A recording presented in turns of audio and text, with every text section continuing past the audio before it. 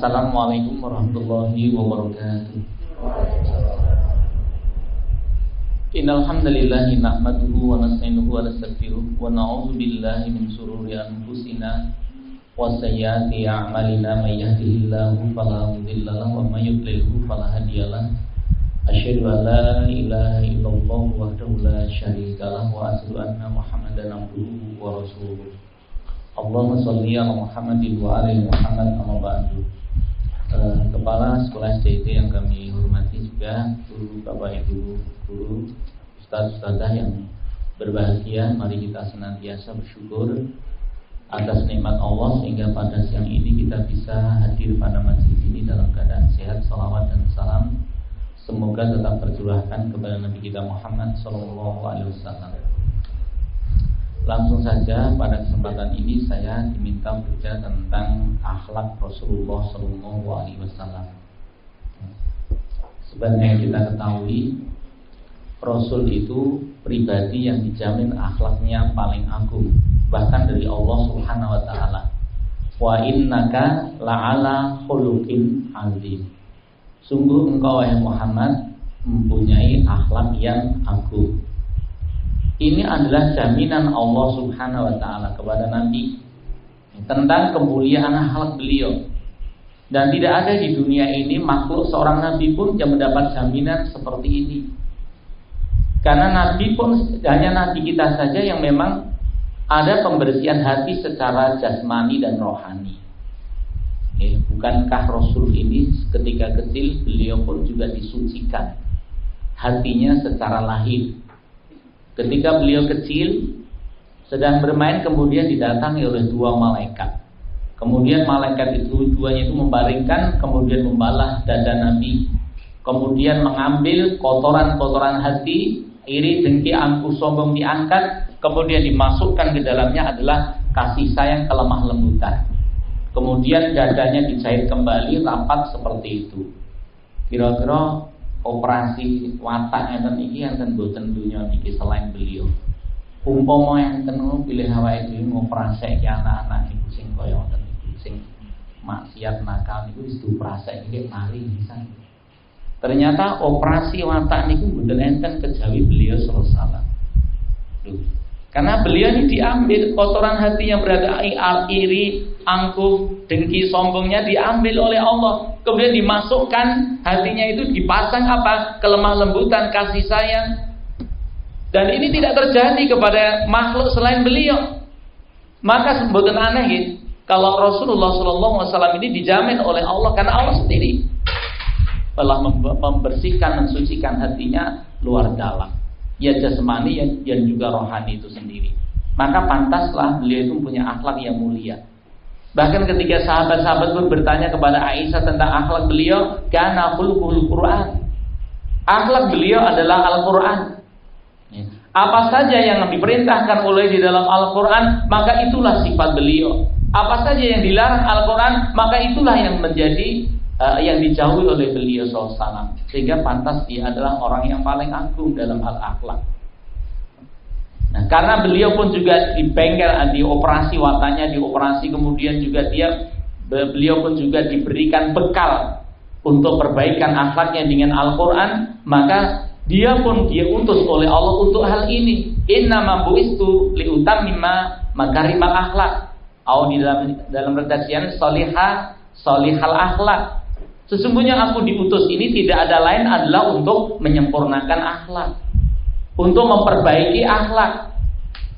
Karena beliau yang dia dijamin oleh Allah, yang dibengkel oleh Allah, yang kemudian dioperasi di wataknya, kemudian dibekali dengan sarana Al-Quran sebagai petunjuknya, kemudian ditugaskannya untuk bertugas untuk menyempurnakan akhlak ini. Baik akhlak ini kepada Allah, akhlak kepada sesama, maupun akhlak kepada alam semesta. Ini semua mencakup. Dan akhlak yang mulia ini sesungguhnya adalah menjadi apa? Menjadi kebaikan, menjadi pangkal kebaikan.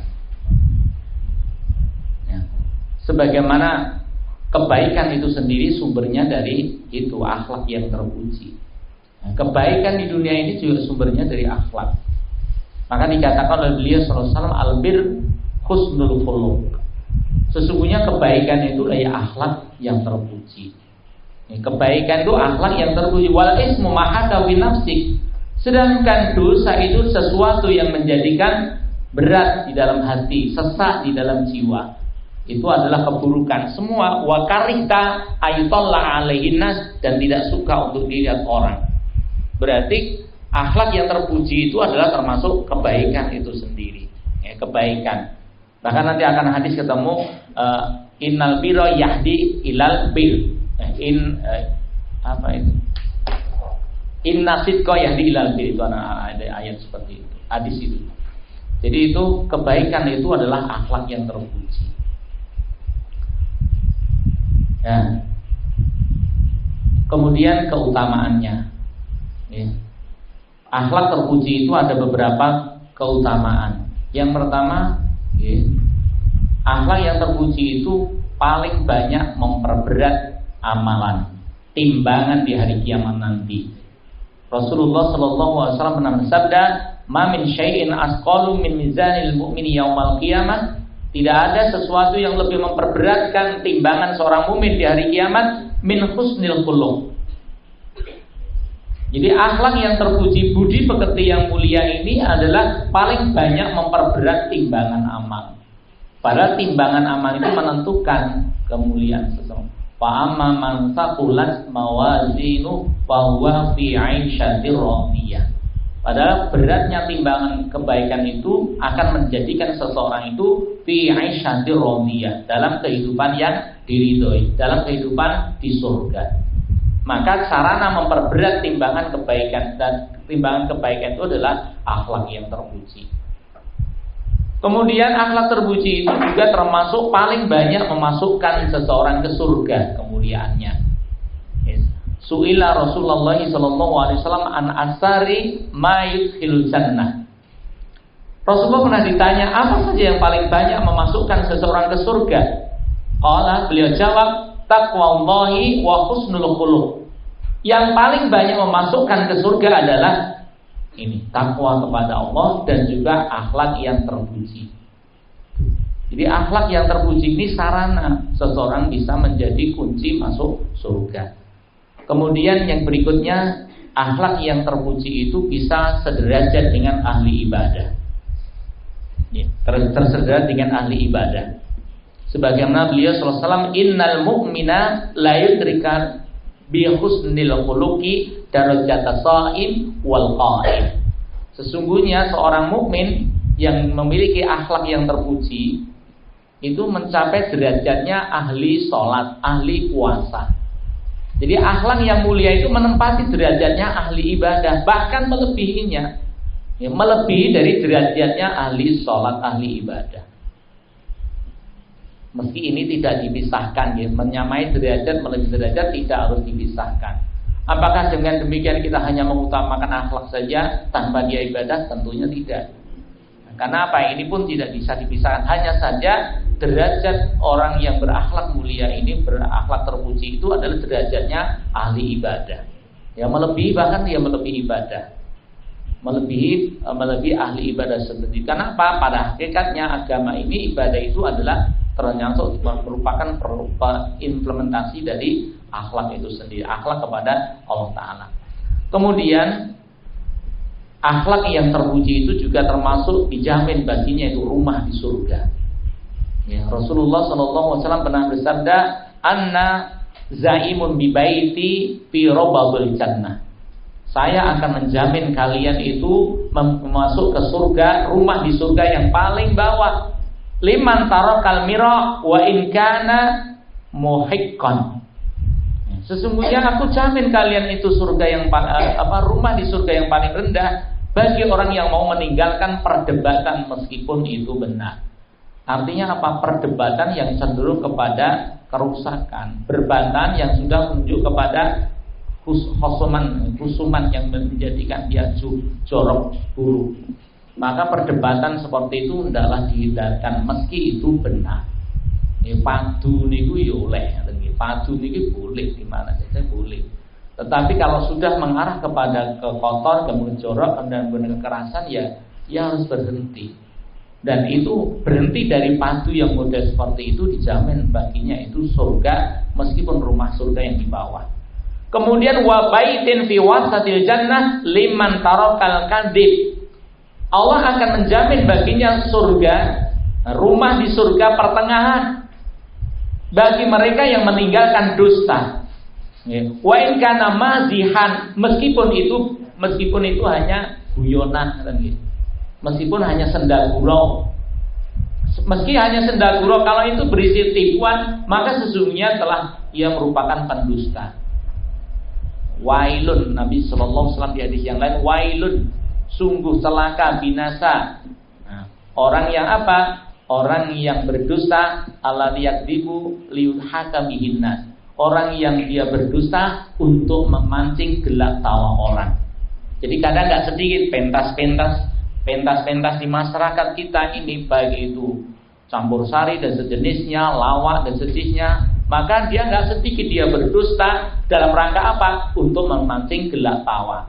Sampai lihat itu, para penyanyi liar itu seperti itu. Dia dalam rangka gelak tawa, dia tipu-tipu. Dan anehnya kita ikut juga tertawa dan juga ikut untuk bertepuk tangan. Nauzubillahi min dzalik kan. Itu satu perkara gitu ya. Wa baitin fi a'lal jannah liman hasuna khuluquh. Dan aku akan jamin rumah di surga yang paling tinggi bagi orang yang bisa membaguskan akhlaknya. Jadi bagusnya akhlak itu adalah merupakan jaminan Rasulullah SAW memberikan tempat di surga. Surga yang paling tinggi itu bagi mereka yang berakhlak mulia itu sendiri. Nah, ini merupakan, jadi akhlak yang mulia itu punya keutamaan memiliki jaminan surga yang paling tinggi. Bahkan di sini juga disebutkan akhlak yang mulia itu menjadikan dia itu paling dekat dengan beliau sallallahu alaihi wasallam. Bertetangga dengan Nabi lah. Bertetangga dengan Nabi itu bagi orang yang berakhlak baik. Ini sebagaimana dalam hadis ini, inna min ahabbikum ilayya. Sesungguhnya orang-orang yang paling aku cintai di antara kalian, wa aqrabikum minni majlisan yaumal qiyamah, yang paling dekat tempat duduknya denganku pada hari kiamat. Ini dicintai, dekat duduknya dengan Nabi, berarti dia bertetangga dengan Nabi di surga. Siapa dia? Ahasinakum akhlaqan, orang yang paling baik akhlaknya. Jadi paling baik akhlaknya itu termasuk salah satunya adalah ini, bertetangga dengan Nabi. Jadi kalau saya ulas keutamaan akhlak mulia, budi pekerti yang luhur ini, yang pertama tadi bisa memperberat timbangan kebaikan di hari kiamat. Kemudian kedua, paling banyak memasukkan seseorang ke surga. Yang ketiga, ia menempati derajatnya ahli sholat, ahli ibadah, ahli sholat, ahli puasa. Kemudian yang keempat, ia akan menempatkan diri di rumah di surga yang paling tinggi. Ini menunjukkan surga itu bertingkat. Inna fil jannati mi'atu darajah, bahkan sampai 100 tingkatan. Ternyata yang tinggi itu adalah ini akhlak yang terpuji, yang terkait dengan apa? Dengan akhlak yang terpuji ini. Kemudian yang berikutnya selain itu bertetangga dengan Nabi yang terakhir ini. Jadi akhlak yang terpuji itu adalah merupakan menjadikan dia bertetangga dekat majelisnya dengan beliau sallallahu alaihi wasallam, dan tak seorang pun seorang muslim kecuali akan berharap baginya untuk bersama Nabi, untuk bersama Nabi itu di surga itu. Nah, yang saudara-saudara yang dimuliakan Allah, setelah kita mengetahui tentang akhlak dan keutamaannya, maka kewajiban kita ini untuk apa? Yaitu untuk mengimplementasikan akhlak itu dalam kehidupan sehari-hari. Baik itu di dalam keluarga, di dalam masyarakat, di dalam rekan kerja kita, maupun kepada alam semesta ini. Ini ada akhlak. Dan oleh sebab itu budi pekerti inilah sekarang yang menjadi penekanan dari negara ini. Negeri ini mungkin sudah mulai risau dengan melihat akhlak dari generasi mudanya. Oleh sebab itu penekanan pendidikan karakter ini menjadi penguatan pendidikan akhir-akhir ini. Jadi pendidikan kita ini sekarang kan sudah menekankan pada penguatan pendidikan karakter. Dan tentunya ini dulu Rasulullah SAW lebih dahulu. Bahkan para ulama Ibnu Mubarak itu juga mengatakan akhlak itu lebih dahulu dari ilmu. Bahwasanya dia katakan, aku dulu belajar adab itu selama 30 tahun, baru belajar ilmu selama 20 tahun, kata beliau. Adab itu lebih dahulu sebelum belajar ilmu. Karena dengan budi pekerti ini yang baik ini, ya kan, kalau sopan santun sebagaimana telah diajarkan oleh para bapak-bapak moyang kita itu, sungguhnya etika itu terlebih dahulu sebelum dia berilmu, sebelum dia belajar ilmu. Nah, oleh sebab itu ini juga menjadi penting bagi kita. Dan yang terkhusus saya lebih menekankan pada akhlak terhadap keluarga. Ini ya, saya tidak ingin ya. Dan saya sudah berbicara di beberapa amal usaha ini ya tentang, karena amal usaha kami ini rata-rata adalah pasangan muda. Dan apa ternyata dari sini sesungguhnya membangun masalah dari pasangan muda ini. Nah, akankah mereka itu solid berumah tangga yang bisa menyebutkan keluarga yang sakinah mawaddah warahmah? Itulah menjadi PR kita yang berat. Di Klaten ini 3 bulan saja ada 462 kasus yang masuk di pengadilan agama perceraian. Klaten 3 bulan, Januari, Februari, Maret 2021. Masuk di pengadilan agama itu kasus perceraian itu ada 462. Itu baru 3 bulan. Yang tahun 2020 ribuan itu sudah. Ini sungguh mengejutkan. Dan juga paling banyak dari sekian itu adalah gugatan cerai dari pihak wanita. Paling banyak dari itu. Nah, ini sesungguhnya menjadi prihatinan kita nih. Ketika saya melihat di kita semua di amal usaha seperti ini ya, maka saya ingin membangun keluarga di amal usaha ini ya harus benar-benar sulit. Bagaimana? Jadi artinya apa? Ketika kita ini sudah mendapatkan ilmu kita di amal usaha, yang jihad kita di usaha ini, tapi jangan sampai bahwa keluarga panjenengan itu adalah yang utama. Jadi jangan sampai kita tidak ingin. Artinya apa?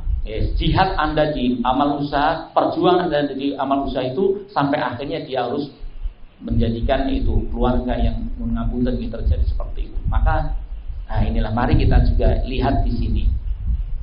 Di sini akhlak kepada beliau kepada keluarga itu bagaimana? Sebagaimana beliau sallallahu alaihi wasallam menasihati kita, akmalul mu'minina imanan ahsanuhum khuluqan.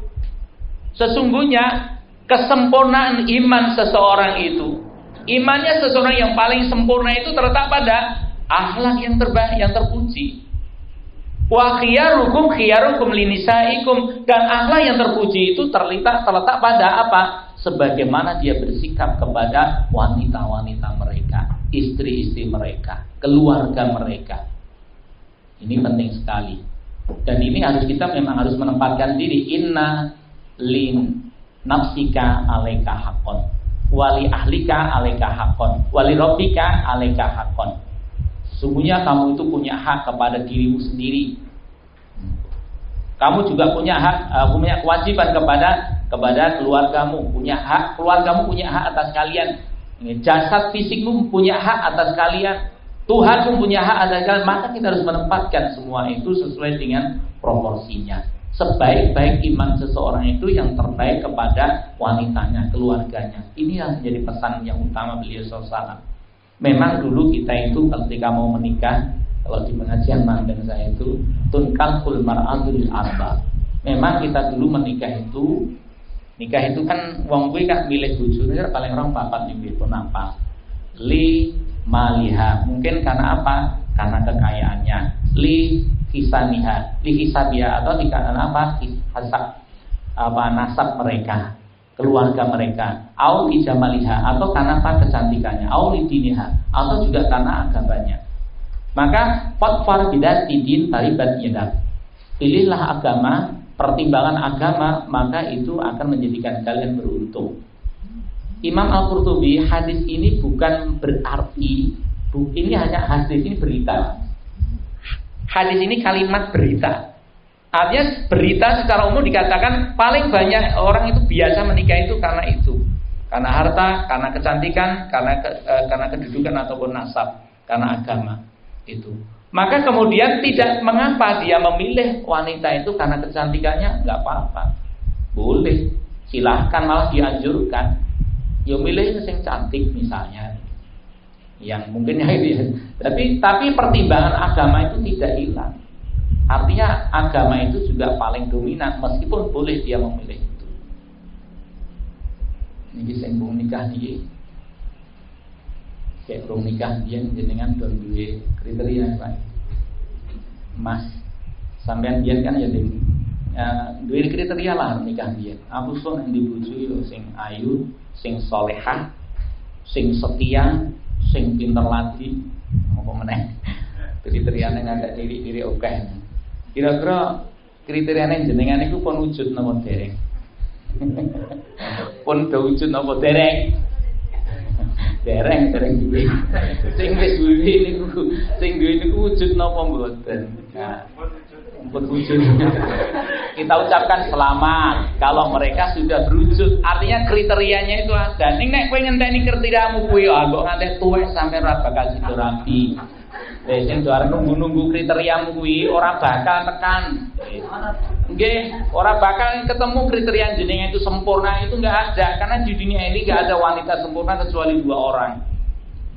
Layak mbul minan nisa illa Asyatu imra'atu Fir'aun wa Maryam bintu Imran. Dunia niki tidak ada wanita yang sempurna kecuali Asyah binti Muzahim, istri Fir'aun.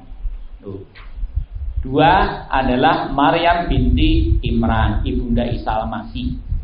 Wa fadlul Aisyah ka fadlil sarin ala sa'il ta'am. Kemuliaan Aisyah atas wanita yang lain adalah seperti sarit. Sarit itu roti yang enak ya, dibandingkan dengan makanan yang lainnya. Artinya apa? Kalau kita itu mencari kriteria wanita seperti itu yang sempurna seperti itu, jelas nggak ada. Jelas nggak ada, karena dunia ini nggak ada wanita sempurna kecuali 2 itu. Jadi nek menggulai sempurna nggak ada. Apa berarti kita ini tidak bisa berbahagia dengan kekurangan-kekurangan yang ada? Tidak. Bisa. Artinya bisa. Jadi memang nggak ada yang sempurna kecuali dia itu.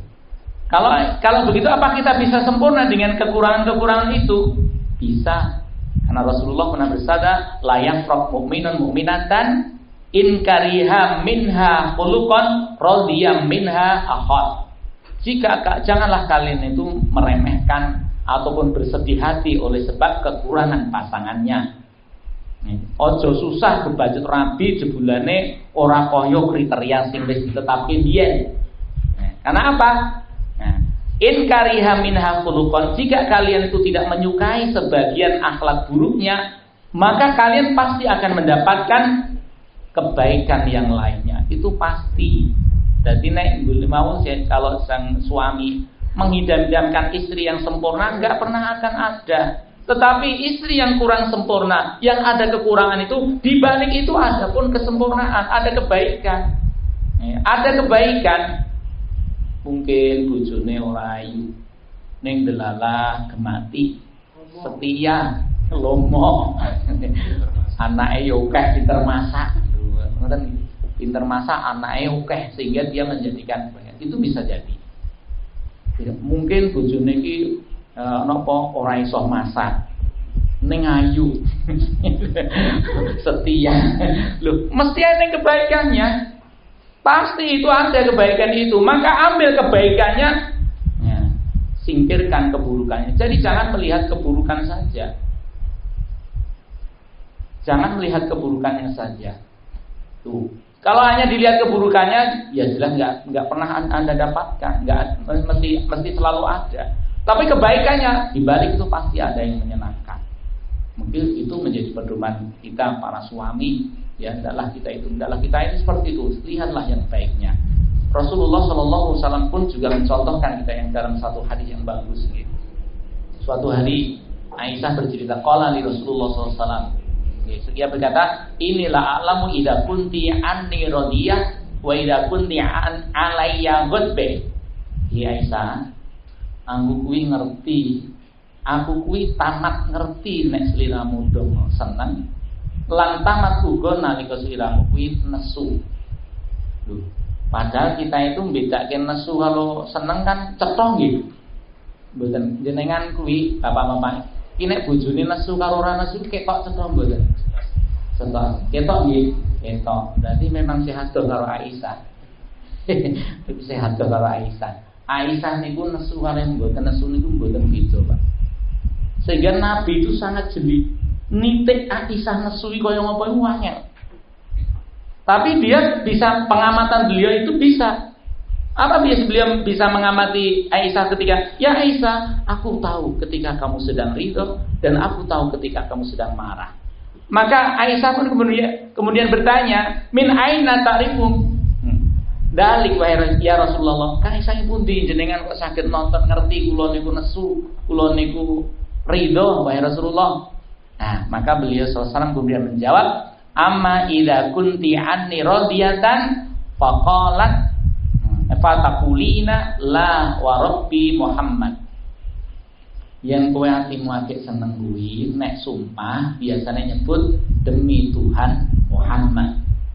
Jadi nek atine seneng Aisyah kuwi nyebut asmane Nabi demi Tuhannya Muhammad.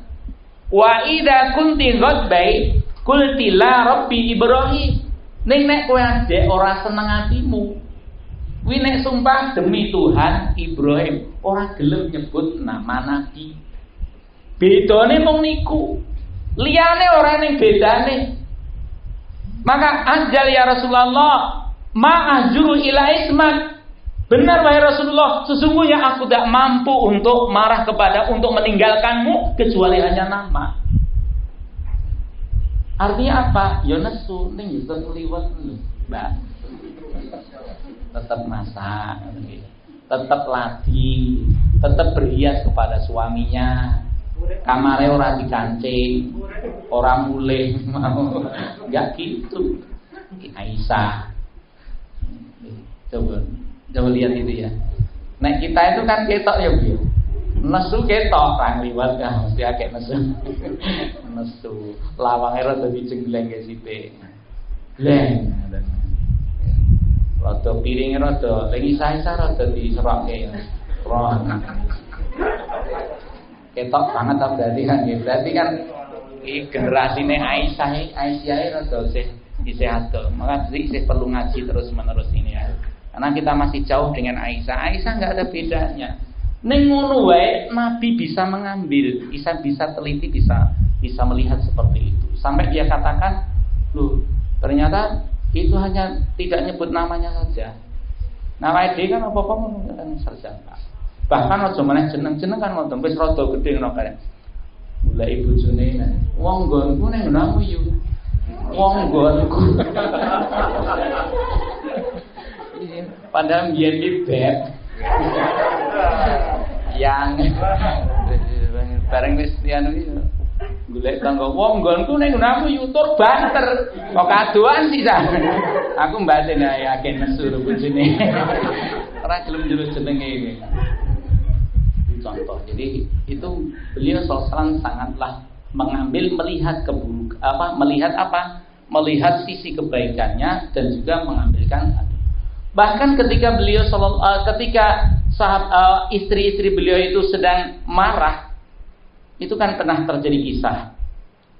Biasa sahabat Nabi itu kasih hadiah Nabi itu ketika Nabi itu gilirannya berada di rumah Aisyah radhiyallahu anha. Selalu itu sahabat ini nek arep ngenehi hadiah kepada Nabi ngenteni nek bermalame di rumah Aisyah. Loh mestine yang lain, istri yang lain kan ya rada marah dia. Nah, di antaranya ya Ummu Sulaim. Ummu Sulaim itu kan wanita yang sangat cantik. Dia juga wanita yang cerdas. Ia pun kemudian menanyakan kepada Rasulullah SAW, ya Rasulullah, mbok jenengan widawuh karo sahabat jenengan. Nek ngei hadiah itu ya jogur nek pas neng jenengan neng griyane Aisyah, nek pas neng omahe kula omahe istri yang lain ya kok kon ngetri hadiah no ya Rasulullah. Apa jawab Nabi? Nabi diam aja. Karena apa? Untuk bersikap adil terhadap istri bagi yang mereka lebih satu itu bisa hanya secara fisik. Kalau secara hati nggak bisa. lan tastati'u an ta'dila baina nisa. Surat An-Nisa ini. Walau harastum, meskipun kalian itu berusaha keras, gak akan bisa nek ati ku ora iso. Gue iso adil berbuat, awalnya ngati ora iso. Dan hati gak bisa diingkari, dan itu juga gak iso dirembuk. Ora iso diterangke nek masalah ati kuwi. Mula urusan cemburu ora iso jenengan terangke. Nek bojone cemburu, mbok tok terangke nganggo alasan sak genter ora bakal meneng. Jenenge aku semene iki tuwa dhewe aku ya ane mulang iki mergo aku tuwa dhewe ya pengalaman yo luwih akeh mbak jenengan. Memang begitu. Nek sing jenenge urusan cemburu ku ora iso, Mbak. Sing jenenge cemburu itu ngeri betul. Nek wong akeh cemburu lho. Tapi itu enggak bisa penjenengan jelaskan dengan kata-kata, kehabisan kata-kata enggak akan sampai. Maka Nabi itu diam. Dicemburani menang, rumusnya ngono lho. Mas, esuk menang wae, dicemburani ya menang. Ning tetep menenge ora ndablek, nemeng ya tetep melayani. Ora menenge terus lunga ya ora, menenge iki ya tetep ya menyayangi, tetep ya ngurusi kan ngeten. Tapi diam aja. Lah gagal dia melobi Nabi seperti itu, yo gagal grupe Ummu Sulaim niku marani anak wedok. Anak wedok itu Fatimah. Bukan anak Fatimah itu yang sangat dicintai oleh beliau. Jojo mungkin nek liwate Fatimah sing diujak, sing coba sing diminta sebagai juru bicara. Wanita-wanita yang tersisih tadi. Akhirnya dia datang Fatimah, matur karo bapakmu. Fatimah pun datang. Sama yang dikatakan seperti itu, tapi ya Nabi juga diam. Hanya jawabnya karena itu sama Fatimah, bukan pihak yang langsung cemburu. Apa yang dikatakan Fatimah kepada Fatimah? Hei Fatimah, apa kamu tidak suka jika ayahmu itu suka? Apakah kamu tidak berbahagia jika ayahmu itu senang? Hanya sekelima itu aja. Tidak ada jawaban yang lain. Jadi memang nek masalah nggon perasaan itu angel diterangke. Mulai pinter-pinter lah kita mensikapi dengan perasaan itu. Itu angel keterangan ini. Mula bisalah mula kan nggih sebaik-baik wanita itu kan gini nggih. Mula nek nggon mengajar materi ada saya menyampaikan gini. Seorang suami yang egois itu gimana? Suami egois itu ida akala iltafa. Jika makan dihabiskan sendiri, minum dihabiskan sendiri, tidur kemudian dipek diri. Kan tadi kata sering ketemu lantai apa. Kemudian ketika dan tidak pernah dia meraba dada istrinya. Orang tahu ngrayangi dadane bojone. Ning kuwi aja pikiranmu aja kuwi. Ini egois. Kenapa? Artinya apa? Dia itu tidak pernah meraba dada istrinya itu, maksudnya dia tidak mau untuk mengetahui kesedihan istrinya itu. Artinya meraba dada itu kiasan. Artinya apa? Suami harus bisa membaca, harus bisa melihat tentang kesedihan istrinya. Karena apa? Seorang istri itu mungkin mengalami beban kesulitan itu kadang diam sendiri, nggak pernah cerita kepada suaminya. Lah tugas suami apa? Membaca, melihat seperti ini ya Aisyah tadi. Rasulullah membaca itu ya. Bahkan Nabi itu bisa membaca keinginan Aisyah. Aisyah itu pengen apa itu dia. Dia ada kisah ya. Dakhala Habasyah al-Masjidah yal'abun. Pernah itu suatu hari itu wong-wong Habasyah itu dia itu kan masuk ke masjid. Dia kemudian itu berlatih perang itu. Itu yang abun, dia bermain di masjid. Nah, melihat seperti itu Aisyah kan dia mengelingak-linguk nang kamarnya gitu loh. Ya ngertilah perasaan Aisyah itu gimana. Qala li ya Humaira. Nah, ini juga sebutan yang indah kepada istri beliau. Ya Humaira, yang kemerah-merahan. Atuhibuna an tanduri? Apa kowe pengen nonton Aisyah? Itu pernahkah kita ini juga kepada istri kita sebenarnya? Pengen nonton apa? Nawani gitu.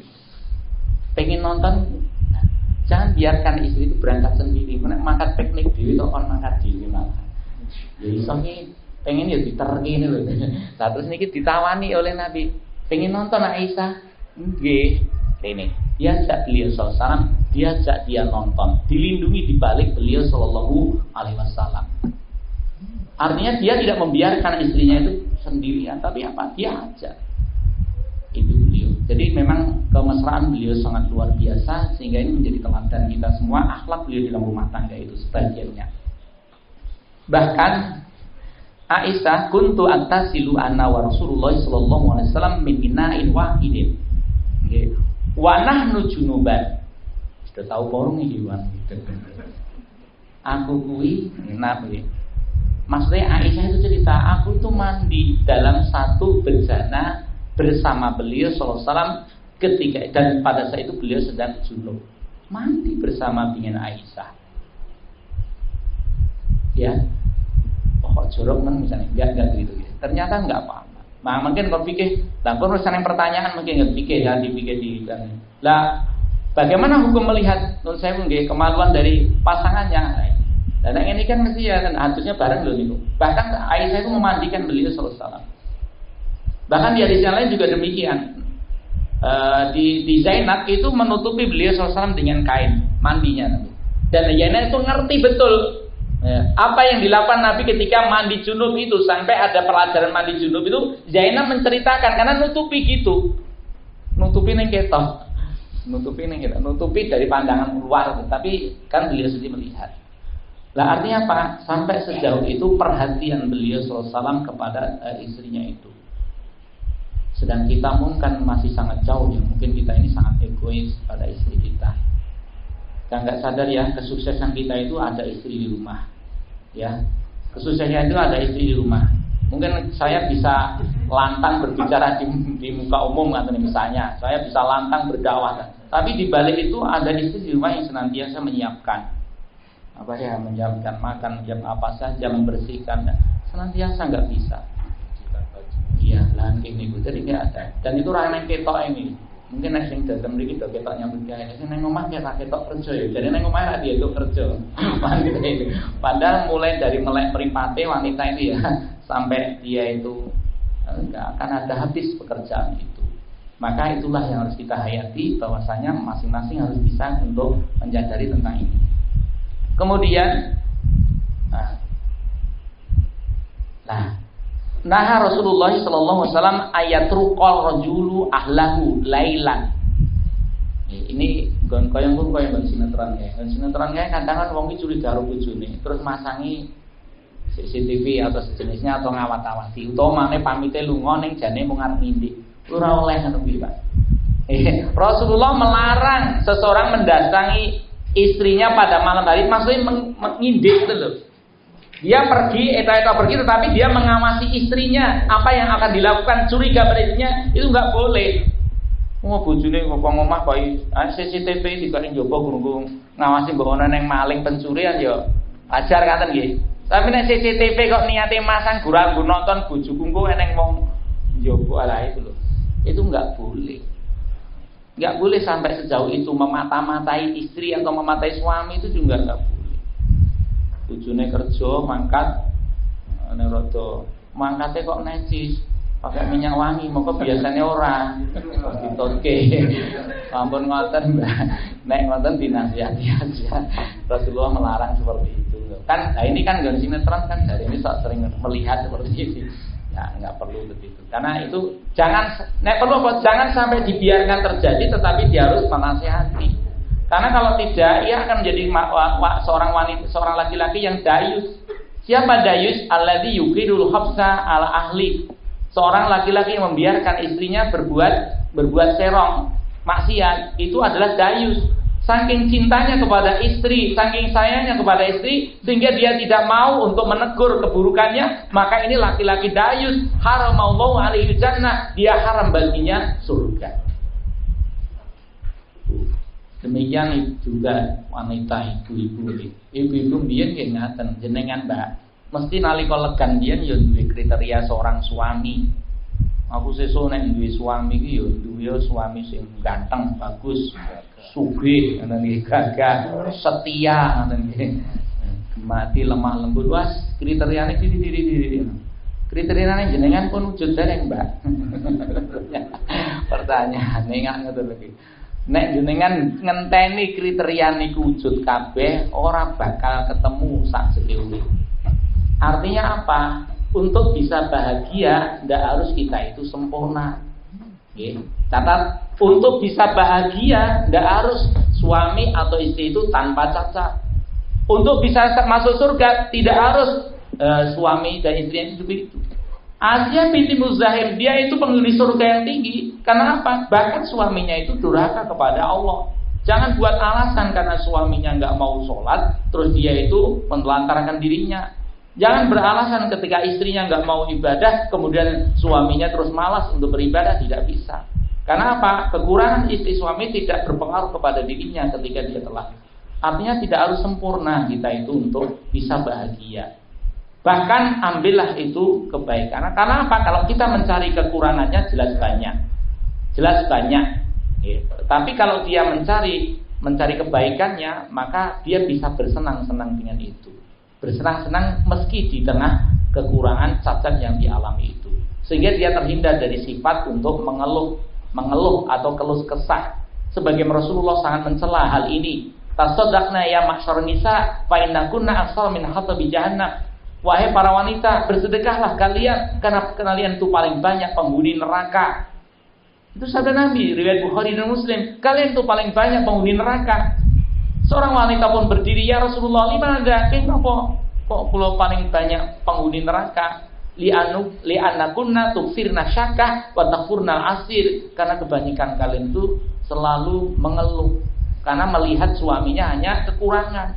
Sehingga adanya hanya mengeluh, sambat. Sambat, kokian sambat itu deh. Kokian sambat. Nih yang gue kokian sambat ya udah terus. Padahal pekerjaan seberat apapun kalau dilakukan dengan riang gembira terasa ringan. Ya, tapi kalau pekerjaan itu terasa berat dengan hati yang tidak senang, pekerjaan yang sangat ringan pun akan terasa berat. Di rumah tangga seperti itu. Seberat apapun, coba ujian rumah tangga itu justru ketika sukses. Ujian rumah tangga itu justru ketika sukses. Coba ketika kita ini baru menikah awal-awal dengan berbagai perjuangan, rumah belum punya, harus ngontrak, sewa dan sebagainya, motor seadanya, pekerjaan ya saenenge, masih dia itu bisa makan bersama, masih dia itu bisa bersenang-senang bersama.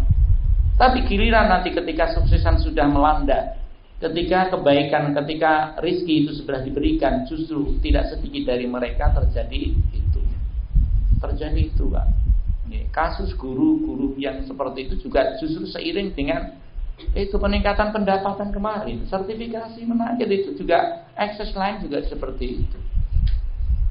Ujian itu justru mulai ujian yang paling berat itu adalah malah Nabi Shallallahu Alaihi Wasallam itu demi Allah saya itu tidak ma'asakum fakr mal fakru ahsu alaikum. Bukanlah kemiskinan yang aku khawatirkan kepadamu, bukan kefakiran. Orang yang fakir itu masih bisa biar-biar baik-baik saja. Organisasi yang ngoten niku nek isih agek rintisan isih melarat, wis solid Pak, kerja keras, entengan, selalu berjuang bahkan dia bilang. Tapi ketika sudah besar itu kan tidak sedikit timbul fitnah. Maka ya saya pesan aja ini teman-teman yang tadi amal usaha, saya ini juga merasa sedih ya beberapa aum yang kadang seperti itu. Ya aum ini monggo dikelola dengan sebaik-baiknya. Seandainya sedikit ada mungkin sesuatu yang dimanfaatkan secara bersama secara berkeadilan tanpa ada kezaliman satu dengan yang lain. Ya. Tanpa ada kezaliman satu dengan yang lain. Sebenarnya saya itu lelah untuk bisa aku punya PR banyak. Kasus saja seperti saya yang tak tegakin ya mau jadi aku orang pengen kelangan konco atau padu. Tapi kan terpaksa kan gitu. Itu contoh itu. Jadi mangke nggih Pak Kepala Sekolah nggih, tolong ini lembaga ini dimanfaatkan sebaik-baiknya. Artinya apa? Galang dengan apa satu dengan yang lain. Kerjasama yang baik, saling untuk saling memberikan masukan. Karena apa? Inna min khiyarikum. Sesungguhnya sebaik-baik pemimpin itu tuhibbunahum wa yuhibbunakum. Sebaik-baik pemimpin itu jika bawahannya itu senantiasa mencintainya. Pemimpinnya juga mencintainya. Bawahannya menasihati atasannya menasihati bawahannya. Itu sebaik-baik pemimpin.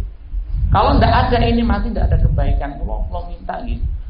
Lembaga kita ini dijaga solid. Kita lembaga agama, lembaga yang berbasis agama, berbasis dakwah. Jangan samakan dengan yang lain.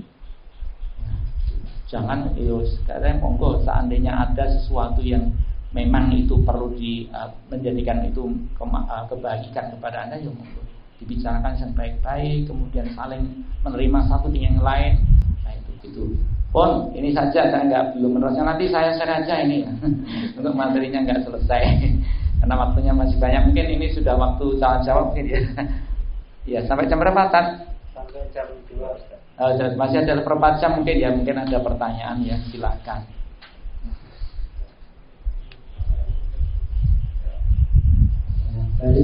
Demikian tadi tausiah agama yang telah disampaikan oleh Ustaz Mariono. Semoga apa yang beliau sampaikan kita semua bisa mengambil hikmahnya dan bisa mengamalkannya dalam kehidupan sehari-hari.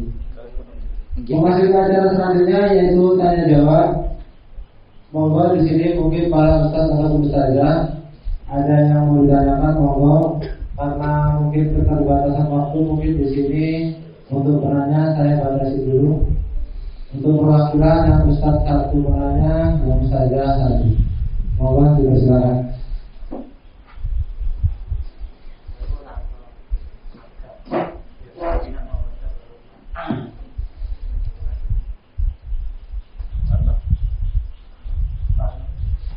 Nggak ada. Kalau nggak ada,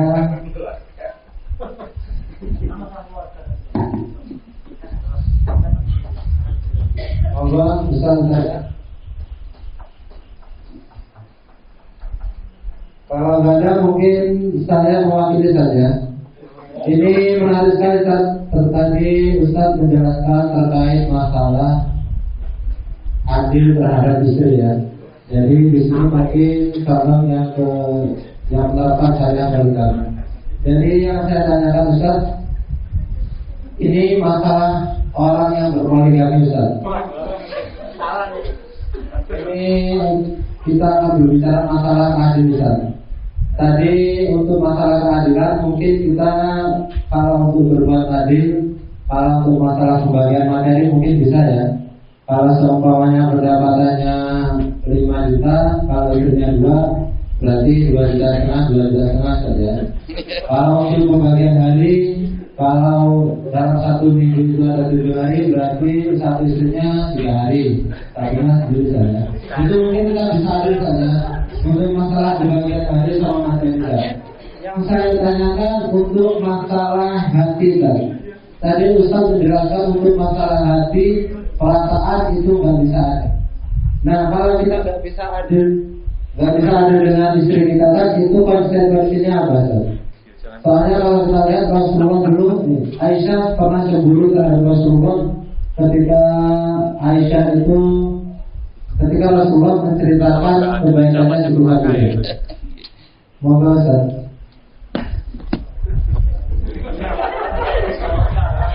Terus saya absen sih. Iki sing wis punjul siji sapa?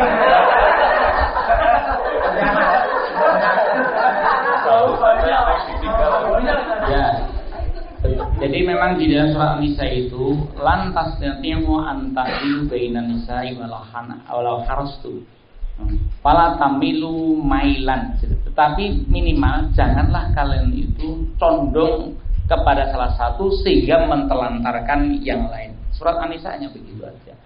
Jadi ukurannya ini yang kamu tidak bisa adil, tapi jangan sampai terlalu condong sehingga menjadikan yang lain itu tidak diperhatikan sama sekali gitu.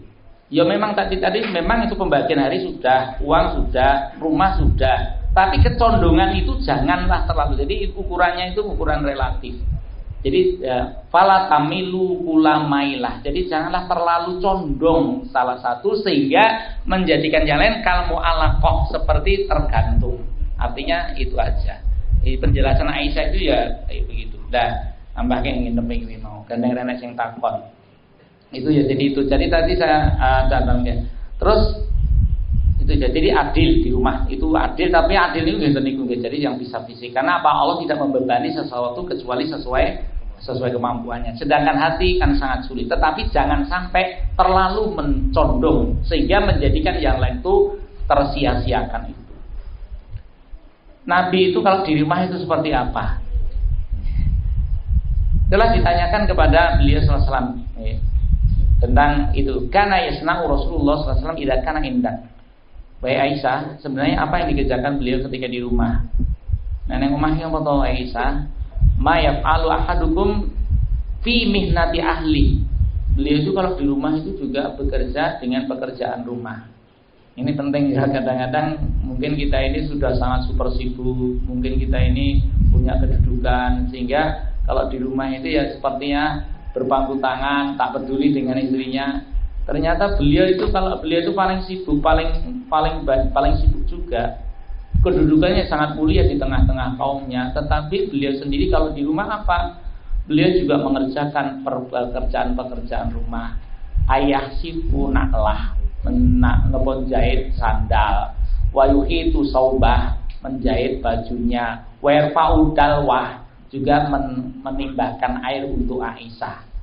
Awake dewi bapak-bapak, jangan sampai kita jelas nggak peduli dengan itu ya, karena ini juga termasuk akhlak kita kepada istri ya, salah satunya juga membantu meskipun itu gitu. Jadi mungkin bahkan di hadis yang lain itu juga sama, fi khidmati ahli. Dia itu senantiasa membantu keperluan istri di rumahnya. Hanya saja sing beda niki, faida hadratis shalah kharaja ila shalah. Hanya saja ketika beliau itu ketika mendengar sholat, beliau itu keluar sholat. Niki sing bedone niki ngoten lho. Sing oke. Biasanya asik dengan pekerjaan rumah, ya sholatnya enggak tergerak. Ini menunjukkan apa? Kewajiban suami sesibuk apapun, sholat jamaah itu tetap wajib dijaga. Nah, dan gini kalau wanita kan tidak diceritakan. Nah untuk itu ya itu termasuk ini ya keadilan. Kalau kita itu juga memperlakukan istrinya yang satu seperti itu, nek kene ya sregep ngewangi, nek kono ki ya diwangi, ya diwangi. Nek bojone iki ya sok pas dijak jagong ngoten ya Mas. Nek kono ya sok dijak jagong. Sali ngoten. Nek dijak piknik siji ya jak piknik. Apa piknik oleh-oleh. Jadi kalau jenengan ya piknik ke istrinya dijak. Oh jangan biarkan dia piknik sendirian sama sosialitanya itu. Sekarang itu ngeri lah. Fitnah yang terakhir, kenapa perceraian banyak itu ya karena ini. Ngapunten nggih, janganlah mudah kita ini kemana. Ya sekarang trennya wanita-wanita muda kan gitu ya. Tonggo-tonggo kuwi lho, apa-apa selfie warung makan selfie ruang makan di mana selfie. Padahal di sisi lain anggere kerabiakan apa bayaran apa nubras boleh utang kadang yo serang itu kebangetan. Jadi jangan begitu lah. Jadi menurut saya begini, upload gambar di media itu ya hati-hati, apalagi para wanita. Jangan mudah untuk upload, apalagi yang terbuka. Orang yang terbuka kok diupload di media. Dicek Mas, anggotane iki. Mau kantor cekak kok diupload di media. Nah, baik akhirnya kan nggak boleh katanya seperti itu. Jadi itu juga adab itu. Karena apa? Kita itu melekat Pak. Iki bu guru SDIT, Ustazah SDIT Sinar Fajar. Itu melekat Pak. Kita itu jadi memang kita nggak bebas. Ya memang kita nggak bebas. Kemanapun kan melekat. Ya kalau barang nantinya ini dulatin uang, ya memang seperti itu. Antar jajan yang cawas ya raisa mikir jajan. Itulah memang ya itulah bedanya. Ngoten lho. Bedanya kita seperti itu, enggak semudah kita. Kalau orang-orang yang didakwah itu ya memang harus berhati-hati menjaga. Di media ya hati-hati. Memang kan boleh kita memanfaatkan media itu untuk kepentingan dakwah, monggo silakan. Tapi ya harus kita yang beradab lah. Jangan seperti itu padu terus diupload. Dengan sedangkan ungkapan batin ya itu jadi diupload nang media ngopo lho. Ayo guru sedeng ngono kadang tak rasani lho. Nek ngono jajan rono-rono diupload ngono. Nek jeneng pengajian ngono yo angel ra jamak. Kan sedih aku nek ngono kuwi. Ngajian, mau titikane ngono kuwi. Karena kita itu repot kok. Sama saja. Jadi itu ya. Jadi kita juga harus adil pada kita. Nah, nggih monggo sama-sama nggih. Saya ini juga pasangan muda. Muda apa tua? Senior. Ya dianggap begitulah. Ya alhamdulillah. Jadi kita juga melihat bapak-bapak kita seperti itu. Saya lihat itu. Jadi kasus-kasus itu ya, maka saya ceritakan yaitu perceraian di Klaten itu sungguh luar biasa itu ya. Lihat itu menjadi pelajaran buat kita. Kalau kita mencari kesempurnaan istri suami nggak pernah ketemu. Tapi kalau kita bisa bersenang-senang dengan kekurangannya, kita itu bisa bahagia. Kita itu bisa bahagia, maka tahanlah diri kita. Jangan sampailah, jangan memperturutkan hawa nafsu. Memang perceraian itu boleh. perceraian itu boleh, memang boleh, tetapi hendaklah kita ini harus bersabar terhadap ujian. Coba Nabi Nuh itu ngopo? Nabi Nuh itu rinten dawuh berdakwah di jalan Allah. Tapi istrinya, anaknya bertolak belakang. Apa yang menjadikan dia itu kemudian patah semangat? Nggak ada ceritanya Nuh itu patah semangat gara-gara istri dan anaknya nggak mau mengikutinya. Bahkan dia berdakwah 950 tahun. Falam yajidu ila firara. Nggak ada yang mendengarkan dakwahku kecuali lari. Itu tidak menghentikan Nabi Nuh terus begitu. Jadi itu bukan alasan ya, cacat satu. Asia bintu Muzahim, dia penghuni surga meskipun dia suaminya seperti itu. Aku ngandang kasarane ngono lho, kasarane ngandang lho. Upama bojomu ku sak elek-elek urung karuan ngengkung kuliah elek Firaun, kowe wis iso bojone wis iso kuliah ngono lho, Pak. Seandainya ngono istrinya itu seorang yang tidak ada kebaikan juga. Maka ya mari kita bersabar karena apa di balik itu nanti ada kebaikan juga. Engko suwe-suwe ya neng kebaikannya, harus bersabar.